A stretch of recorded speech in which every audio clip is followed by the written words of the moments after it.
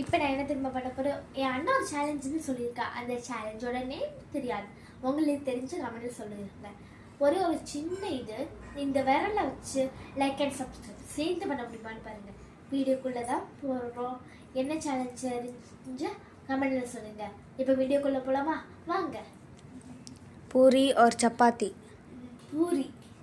पूरी और उपमा. पूरी. पूरी और सेमिया. पूरी. सेमीफाइनल. पूरी और परोठा. परोठा. पूरी परोठा और बिरयानी. बिरयानी. बिरयानी और கொத்து பிரியாணி.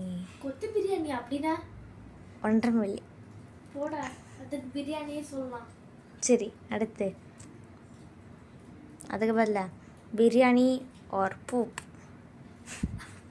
என்ன கொஸ்டின் இது, பிரியாணி ஆர் பூப்புன்ட்டு? அதுக்கும் பிரியாணி தான்.